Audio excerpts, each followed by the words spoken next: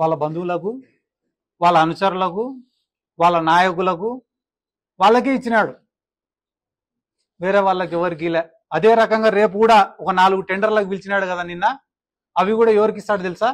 ఆయన ఎంట బ్యాగులు మోసేటోళ్లకు, చెప్పులు మోసేటోళ్లకు, ఆయన జెండా మోసేటోళ్లకు, వాళ్లకు మాత్రమే ఇస్తాడు తప్ప ఈ రాష్ట్ర ప్రజలకు దీనివల్ల ఈ పబ్లిక్ ప్రైవేట్ పార్ట్నర్షిప్ వల్ల ఎటువంటి ఉపయోగం కూడా లేదు.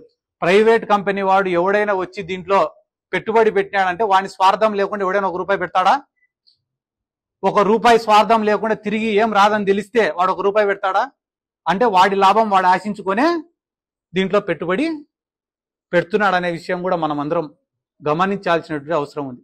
ఎందుకంటే బడా బడా వ్యాపారవేత్తలు ఎవరైనా వచ్చి డబ్బు పెట్టాలనుకుంటే సిఎస్ఆర్ అని ఒకటి ఉంటుంది, ఏంది కార్పొరేట్ సోషల్ రెస్పాన్సిబిలిటీ అని.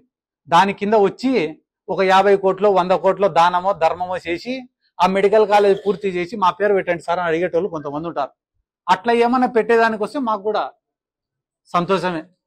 కాబట్టి తప్పుడు ప్రచారాలు చేయడం మానుకొని, ఇంకా నిన్ననే కొంతమంది మాట్లాడడం చూసిన, ఏమ్రా అంటే ఈ జగన్మోహన్ రెడ్డి గారు పెట్టిన ఈ గవర్నమెంట్ కాలేజీలలో కూడా కేవలం 42% కన్వీనర్ కోట, మిగతావన్నీ సీట్లు కూడా అమ్ముకుంటున్నాడని చెప్పి మాట్లాడుతున్నారు. ఒకవేళ మిగతావన్నీ బి కేటగిరీ సి కేటగిరీ అయినా కూడా వాళ్ళు డబ్బులు కట్టినా కూడా ఆ డబ్బులు వచ్చేది ఎవరికి సార్? గవర్నమెంట్కి వస్తాయి. ఒకవేళ పబ్లిక్ ప్రైవేట్ పార్ట్నర్షిప్ లో ఒకవేళ కానీ వాళ్ళు సీట్లు అమ్ముకుంటే డబ్బులు ఎవరికి పోతాయి సార్? ప్రైవేట్ వాళ్ళకు పోతాయి. అంత చిన్న లాజిక్ మర్చిపోయి ఎందుకు సార్ వీళ్ళు ఇట్లా అరుస్తున్నారు? ఈ రోజు రాష్ట్రంలో 42% అంటే కానీ 150 సీట్లు ఒక్కొక్క మెడికల్ కాలేజీకి మీరు వేసుకున్నా కూడా అదనంగా దగ్గర దగ్గర 600 నుంచి 700 సీట్లు కన్వీనర్ కోటాలో సృష్టించింది కూడా వైఎస్ జగన్మోహన్ రెడ్డి గారు. ఒకటే మాట గుర్తుపెట్టుకోండి, పూర్తి కాలే అని మాట్లాడుతున్నారు కదా తెలుగుదేశం పార్టీ వాళ్ళ నాయకులు. ఒకటే మాట, మెడికల్ కాలేజీలనే ఆలోచన, ప్రభుత్వ మెడికల్ కాలేజీలనే ఆలోచన మాది, ఆచరణ మాది, భూసేకరణ మాది, దానికి నిధులు సమీకరణ కూడా మాదే. ఇవన్నీ మొదలు పెట్టింది మేము. ఈ రోజు వచ్చి అమ్ముకొని డబ్బులు తినాలనుకుంటా అనేది మీరు. ఇప్పుడు మొన్న పులివెందుల ఎలక్షన్ జరిగింది తెలుసా మీకు? పులివెందుల ఎలక్షన్ జరిగినప్పుడు వాస్తవానికి అయితే కూటమి బాధ్యత ఏమి, 3 పార్టీలపై ప్రచారం చేయాలా. దాంట్లో బీజేపీకి సంబంధించిన ఒక ఆయన యాక్టివ్గా తిరిగినాడు, టీడీపీకి సంబంధించిన ఆయన ఒక ఆయన యాక్టివ్గా తిరిగినాడు. జనసేన ఉనికే లేదు ఆడ. ఎందుకు లేదు? ఈ రాష్ట్రంలో కొన్ని చోట్ల మేము చెప్పిన చోట్ల మాత్రమే మీరు తిరగాలి తప్ప ఎక్కువ చోట్ల మీరు తిరగకూడదు. అటనే మేము చెప్పినప్పుడు మీరు మాట్లాడాలి తప్ప ఎక్కువ తక్కువ అరసకూడదు అని చెప్పినారు.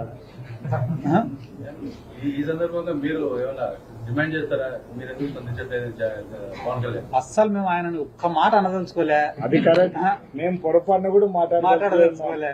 మా సిద్ధార్థ చెప్పినట్టు వాళ్ళని గురించి ఒక్క మాట కూడా మాట్లాడదలుచుకోలేదు. మాకు fight is between YSR Congress party and కూటమి. ఆ కూటమిలో పవన్ కళ్యాణ్ ఉన్నా, బీజేపీ ఉన్నా, చంద్రబాబు నాయుడు ఉన్నా, లేకుంటే ఇండైరెక్ట్ గా వచ్చే కాంగ్రెస్ పార్టీ అధ్యక్షురాలైనా ఎవరైనా కావచ్చు, మేము వీఆర్ వెరీ క్లియర్. మేము సింగిల్ గా ఉన్నాం. మా స్టాండ్ ఒకటే, ఈ రాష్ట్ర ప్రజలకు మంచి చేయడం ఒకటే మా స్టాండ్. ఈ రోజు రాష్ట్రంలో ఎవరైతే గాన చెప్పుకునేదానికి ఏం లేదనుకుంటున్నారో వాళ్ళే వైఎస్ఆర్ కాంగ్రెస్ పార్టీని విమర్శిస్తున్నారు. అంటే నన్ను ఆపడం లేదు. పవన్ కళ్యాణ్ పార్టీ కేవలం ప్రశ్నించడానికి పెట్టాను, అధికారంలో ప్రతిపక్షంలో ఉన్నాను, ఇప్పుడు డిప్యూటీ సీఎం ఉన్నారు కదా, ఎవరు ప్రశ్నిస్తున్నాడు, ఏం చేస్తారు? మీకు ఒకటి చెప్తాను, రాజకీయ నాయకులు మీరు ఎట్లా ఇప్పుడు పవన్ కళ్యాణ్ అనేవాడు ఈ 4 సంవత్సరాల్లో ఏం మాట్లాడినాడు ఒక్కసారి ఆయన మాటలలో ఆయన డైలాగ్స్ అన్ని చూడమని చెప్పండి. ఆ డైలాగ్ చూసిన తర్వాత నువ్వు ఈ మాట అడగడం చాలా తప్పు. ఆయన గంటకు ఒక మాట మార్చుకునే మనస్తత్వం కలిగిన వాడు పవన్ కళ్యాణ్. ఇప్పుడు అంతే కదన్నా. ఇప్పుడు అంత మంచి పాయింట్ అది. ఎందుకంటే కానీ పొద్దున ఒంగోలులో పుట్టినా అన్నాడు, నెల్లూరులో పుట్టినా అన్నాడు, కర్నూలులో పుట్టినా అన్నాడు. అది మీరు అడగాల్సింది మమ్మల్నిగా, ఆయన అడగాలి, ఏం సార్ ఇన్ని చోట్ల పుట్టినావు నువ్వు అని. అది అయిపోయిన తర్వాత ఏమన్నాడు, నేను మా నాయన అసలు మా ఇంట్లో హారతిస్తే సిగరెట్ వెలిగించుకుంటామని ఆయన్నే అన్నాడు. పొద్దున్న లేస్తే మా ఇల్లంతా రామనామం ఉంటుంది అన్నాడు.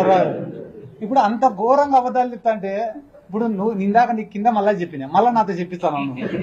నీ కోరిక అంతే ఏంది, నేనేమన్నా మాట్లాడితే పవన్ కళ్యాణ్ వాళ్ళతో నన్ను తిట్టియాలని, అదే కదా.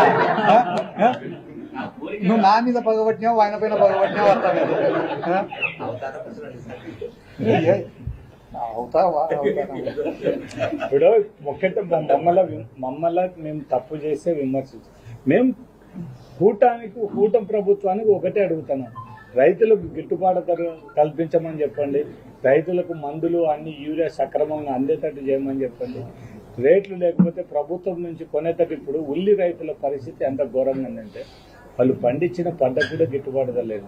ఇంకా టమోటా రైతు మొత్తం వాడు రోడ్ల మీద వేసి కాళ్ళతో దొక్కే పరిస్థితి ఉంటే ఒక్కసారి రైతుల పరిస్థితి ఏందని చూడండి. ఆ రోజు ఇప్పుడు ఈ వరి అంతకు ముందు రేట్ ఎంత అన్నది జగన్మోహన్ రెడ్డి అప్పుడు, ఇప్పుడు ఎంత రేట్ ఉందో చెప్పండి. అవన్నీ కూడా మీరు కూడా విలేకరులు కూడా మీరు కూడా ఇంత అన్యాయంగా మీరు కూడా ఇప్పుడు జగన్మోహన్ రెడ్డి పరిపాలన తెలుగుదేశం పరిపాలన కంపేర్ చేస్తూ ఇప్పుడు ఆ రోజు రేట్లు ఏ విధంగా ఉంటాయి, ఈ రోజు ఏ విధంగా ఉంటాయి, ఆ రోజు పరిపాలన ఏమి అది మాట్లాడాలి. కానీ మీరు ఎంతసేపు ఉంది అని కూడా కొంతమంది మాకుండేది ఒకటో రెండో మీడియాలు తప్ప కొంతమంది మీడియాలు అంతా మొత్తం అంతా మేమేం చెప్పినా దానికి రివర్స్ గా మాట్లాడే పరిస్థితిలో ఉండేప్పటికీ ఏం మాట్లాడతాం చెప్పండి.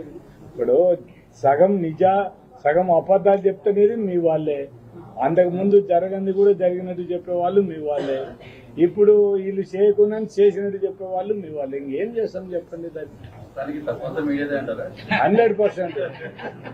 ఇప్పుడు మేము ఒకటే మిమ్మల్ని కొడుతున్నాం, దాంట్లో ఏం లేదు, వాళ్ళంతా మన పాత ఫ్రెండ్సే, నువ్వేమనుకో.